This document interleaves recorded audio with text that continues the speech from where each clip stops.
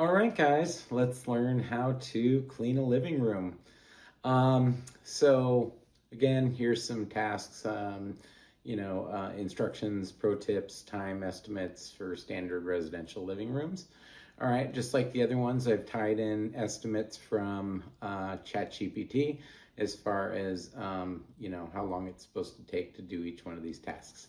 So to dust furniture and surfaces, use a microfiber cloth or a duster. Dust all the surfaces, shelves, TVs, tables, stands, decor, right? Move things, dust underneath small items like little knickknacks and stuff. Be careful. Anything that seems like it might break, just mention it to the customer and, see if they just want you to use some canned air instead of moving all the stuff around, okay? Um, so so here's some pro tips, right? So work top to bottom, like always. Remember, dust is gonna fall down towards the ground. Um, use an extension duster for taller shelves, and then ask them if you want them to, if you want to polish the wood, right? Usually they're on, display cases, things like that. They might be sitting on top of a wood, surface, and so that's a perfect place to use your Murphy's Oil soap. Let's see. Okay, so the next step is to vacuum or mop floors. Okay, so sometimes they have tile, sometimes they have wood floors and area rugs. Sometimes carpet, right? So ChatGPT says to vacuum or mop floors takes 8 to 12 minutes. Okay, so here's some instructions to vacuum a carpet or rug. That are there. We all know how to use a vacuum, and if you don't, there's there's a how-to video on how to use a vacuum cleaner. And so on that video, it explains that you're going to want to vacuum all floor surfaces because you want to pull up the dirt from the tile and grout and carpet and everything the same way. You don't want to leave that or kick it back around. So always vacuum. Remember, mop with a very, very, very damp cloth. So there's a technique to that actually. So if you have, I don't have one here.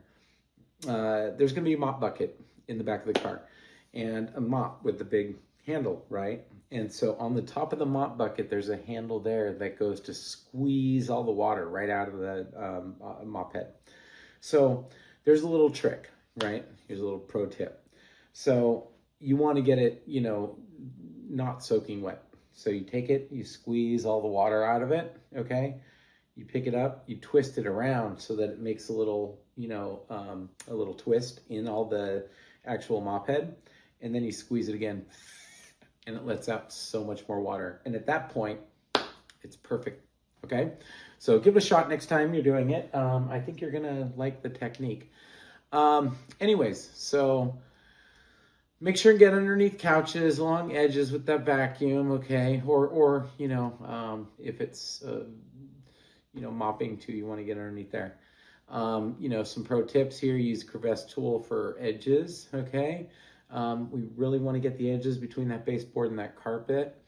You leave dust there, pet hair there, or whatever, and then people will notice, right? So go ahead and move any lightweight furniture if it's safe. Again, know your limitations. Don't move anything that is too heavy or unsafe for you to move. If it's an antique or very delicate looking, I'll even, avoid those too, okay? Again, use the crevice tool, move lightweight furniture, and then, fluff and straighten area rugs, right? So do what you can to kind of make sure that they're aligned and in the right position, okay? Clean glass and surfaces, right? Mirrors, things like that. It says should take about 3 to 5 minutes. The instructions are spray the glass cleaner, wipe it, circular motion, right? Buff it for a streak-free shine, okay? Remember, always follow up with that buff, okay? You want to make sure and use a microfiber. Anyways, some pro tips on this one.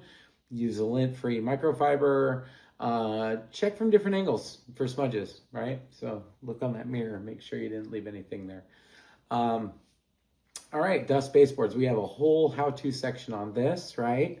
Once you do it the first time, it should go pretty quick. So 4 to 6 minutes, I don't see that being, too far out of range, once you get it done, because you could just go around the edge with that duster and, basically walk around the walls of the whole place, and that doesn't take too long.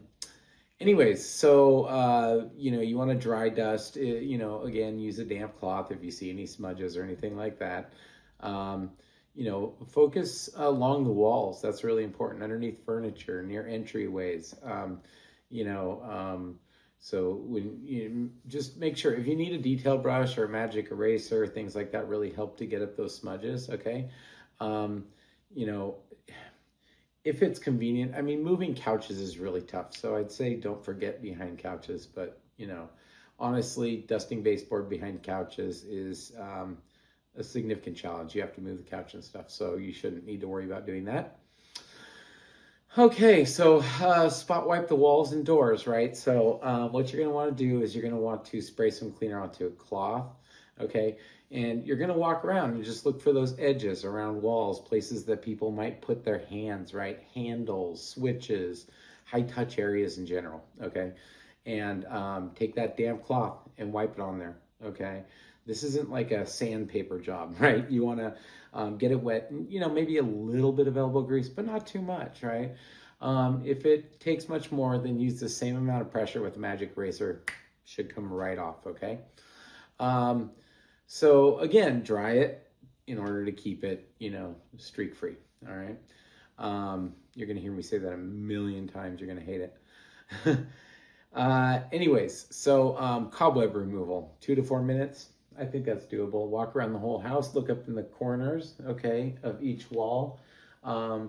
You're gonna see cobwebs. You just hit it with that thing and walk on to the next thing. Takes 2 seconds each corner of the wall, so pretty quick. If you could walk around the inside of the house in 2 to 4 minutes, you could do it. It is a quick job. Use a long-handled duster, check the ceiling corners behind furniture, things like that. Remember, you got a big pull in your hands, so you don't need to bend down or do anything like that. Round corners behind furniture, things like that. Again, always look behind the door. That's a good place for cobwebs. If I could burn one thing into your brain, is like open and look behind the door. Nobody ever gets it, but as soon as you close that door, it's something that you walk towards to open the door. And so anyways, that's carpet cleaner me.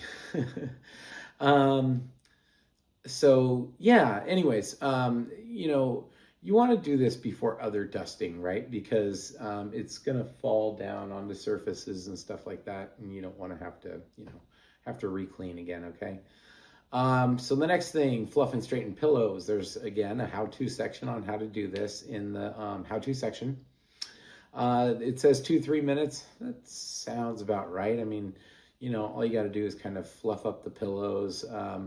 Obviously it's going to take more than 3 minutes if there's about 1,000 pillows, but on your average couch, there's, maybe 4 or 5 pillows, throw pillows. So anyways, fluff those up. All right, try and fold or drape blankets neatly over the edge of the couch, right?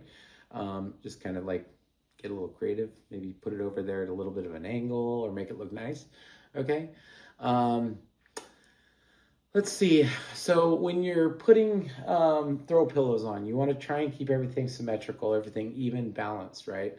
I should really teach you guys a class on, I think it's called Feng Shui, where rooms have balance and stuff. So there's little things you can do to make, a whole vibe in the room change just by adding a plant. We'll give you the plant.